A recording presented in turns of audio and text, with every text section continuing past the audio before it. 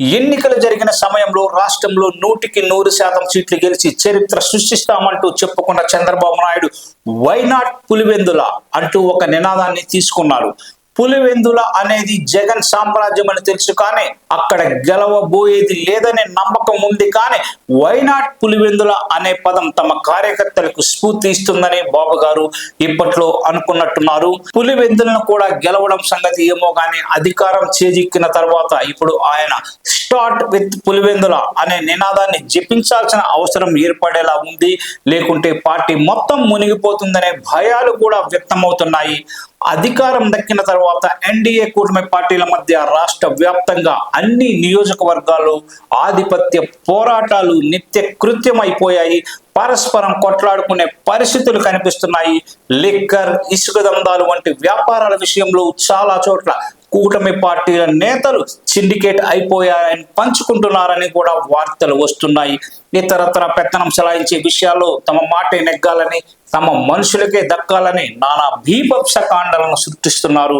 కూటమిని ఈసారి ఒకరు ఓడించాల్సిన అవసరం కూడా లేదు, మేమే ఒకరి వెనక ఒకరు గోతులు తవ్వుకొని ఓడించుకుంటాం అనే రీతిలో వ్యవహరిస్తున్నారు.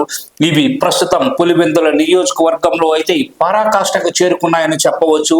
కూటమిని కాపాడుకోవాలంటే, కనీసం సొంత పార్టీని ముఠా కుమ్ములాటల నుంచి కాపాడుకోవాలంటే పులివెందులలోనే చంద్రబాబు స్టార్ట్ చేయాల్సిన పరిస్థితి ఇప్పుడు కనిపిస్తోంది. పులివెందులలో పార్టీకి టికానా లేదు, కానీ తెలుగుదేశంలో ముఠాలు మాత్రం రాజ్యం ఏలుతున్నాయి. నియోజకవర్గంలో తమ పార్టీకి బలం లేకపోయినా సరే అనుచరుల ముసుగులు, అన్ని వ్యవహారాలు అందినంత కాడికి దోచుకోవాలనే వారి ఆతృత మాత్రం విపరీతంగా అక్కడ కనిపిస్తోందని వార్తలు వస్తున్నాయి. ప్రధానంగా అక్కడ బీటెక్ రవి, రామ్ ప్రసాద్ రెడ్డి వర్గాల మధ్య పచ్చగడ్డి వేస్తే భగ్గుమనే పరిస్థితి.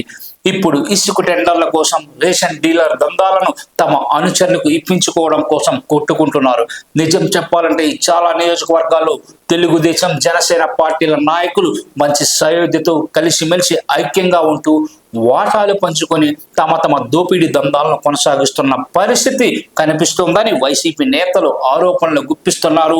లిక్కర్ దుకాణాల విషయానికి వస్తే ఇరు పార్టీల సిండికేట్లు కూడా చెలరేగుతున్నాయనే వార్తలు కూడా వస్తున్నాయి.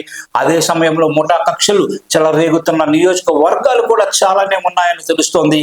కూటమి పార్టీల మధ్య విభేదాలు ఒక ఎత్తు, తెలుగుదేశం పార్టీలోనే అంతర్గతంగా కూడా ఇదే స్థాయి ముఠా కక్షలు చెలరేగుతూ ఉంటే అధినేత చంద్రబాబు ఏం చేస్తున్నట్టు? పార్టీని సమైక్య బలంగా ఉంచుకోవాలనుకుంటే ఆయన తన నష్ట నివారణ చర్యలను పులివెందుల నుంచే ప్రారంభించాల్సి ఉంటుందని విశ్లేషకులు భావిస్తున్నారు.